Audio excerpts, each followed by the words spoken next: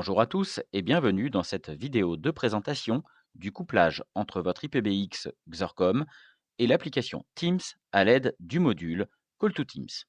Dans cette courte présentation, nous verrons les licences à ajouter dans votre interface d'Office 365 ainsi que les étapes de configuration de l'IPBX et de Call2Teams.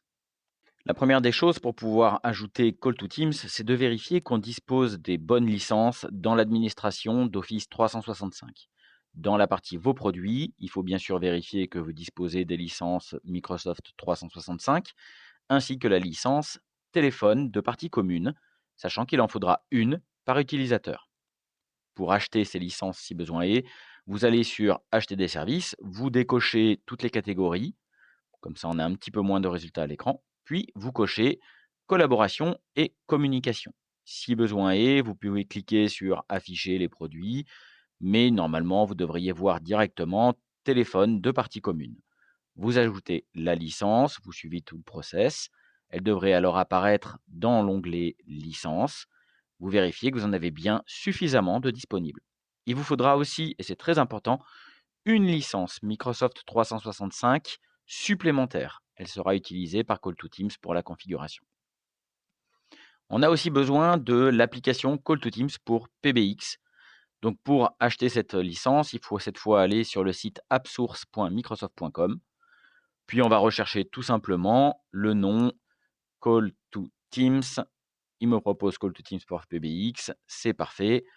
Je peux cliquer sur Get It Now et je suis le process d'ajout.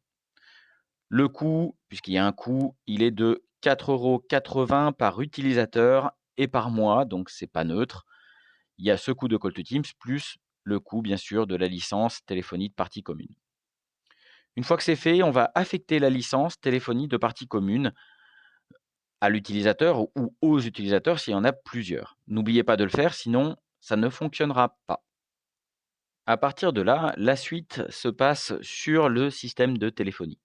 Donc ici, j'ai créé une nouvelle extension et j'ai défini un nom d'utilisateur. L'extension est de type SIP. Voilà, connexion Teams. Le mot de passe qui est prédéfini, qui ira très bien. Je vais sauvegarder. Chose très importante, quand vous allez faire ça, il faut bien comprendre que Call2Teams va agir comme un poste distant, même si votre ordinateur est dans votre entreprise. Donc il faut que j'aille dans l'onglet SIP Settings NAT et que j'indique ici l'adresse externe ainsi que le port si celui-ci a été naté ou modifié vers lequel joindre l'IPBX. Je retourne ensuite sur mon extension et je vais choisir la valeur NAT Force Comedia. Je fais ça sur tous mes utilisateurs et j'applique la configuration de mon IPBX. Une fois que c'est fait, je vais devoir aller sur le portail de Call2Teams. Sur ce portail, je vais avoir un rappel de tout ce que je dois vérifier avant de suivre le wizard. Je clique sur Check maintenant. Attention, il y a un pop-up qui s'ouvre et il faut bien vérifier que votre navigateur autorise le pop-up. Si tout est vert, ce qui est mon cas, je peux cliquer sur Suivant. Ici, je vais choisir Astérisque. On attend un petit peu, c'est parfois un petit peu lent. Puis je vais indiquer la valeur que j'ai définie dans la partie NAT. En l'occurrence, ici, je vais mettre mon domaine. Je vais répéter mon domaine dans la partie SIP proxy, mais cette fois, je vais également indiquer le port que j'ai défini ici dans la valeur NAT. Dans mon cas, 6060. Je vous conseille de changer le port, de ne pas laisser 5060. Tous les autres paramètres, normalement, on laisse par défaut, on n'a pas trop à s'en soucier. Et ensuite, on va tout simplement cliquer sur Add PBX. Je vais ensuite cliquer sur Sync Now. Ça va prendre quasiment 15 minutes. Ça peut être un petit peu plus rapide, mais dans mon cas, ça a bien pris 10 minutes. Ici, j'ai raccourci la séquence pour que ça aille un petit peu plus vite sur la vidéo. Une fois que c'est terminé, si je n'ai pas d'erreur, je clique sur Next. Puis, je vais aller mapper mes utilisateurs Teams qui auront été auto-détectés avec mes comptes SIP que j'ai définis. Dans Select a User, je vais voir apparaître mes utilisateurs Teams et je ne verrai apparaître ceci que si ils ont la bonne licence téléphone de partie commune. Je vais reporter ici le nom utilisateur 2 fois et le mot de passe que j'ai défini dans mon IPBX. Add User N5.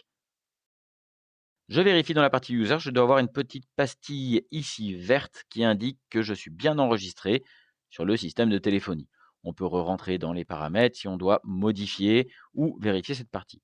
Dans Service, je vais retrouver les informations sur mon IPBX et les informations sur mon service Teams si j'ai besoin de modifier à cet endroit quelque chose. En l'occurrence ici, très important, il faudra que Sync Enable soit ça à On. Cela permet de synchroniser tout simplement les paramètres entre Teams et Call to Teams. Maintenant, on va ouvrir mon application Teams, alors n'hésitez pas à vous déconnecter, reconnecter si besoin est. Et normalement, en composant un numéro de téléphone, on doit avoir la communication qui s'établit. De même, on peut recevoir des appels internes depuis un poste vers un autre ou des appels directs sur la SDA. Un petit pop-up va alors s'ouvrir en bas à droite de l'écran et je peux décrocher directement depuis mon application Teams. Alors, deux choses importantes. La première, c'est que j'ai remarqué que parfois, il faut attendre 5 à 10 minutes pour pouvoir lancer un appel depuis l'application Teams ou en recevoir un. La deuxième chose, est si vous arrivez à recevoir des appels, mais pas à en émettre, il conviendra alors de vérifier le dial plan, c'est-à-dire les règles de numérotation, dans l'administration Office 365 dédiée à Teams. En l'occurrence, l'écriture peut paraître un petit peu complexe. Je vous laisserai recopier, si besoin est, ce modèle de numérotation. Voilà, c'est tout pour aujourd'hui. N'hésitez pas à revenir vers nous si vous avez des questions sur le fonctionnement du couplage entre les IPBX Xorcom et la solution Teams de Microsoft. À bientôt.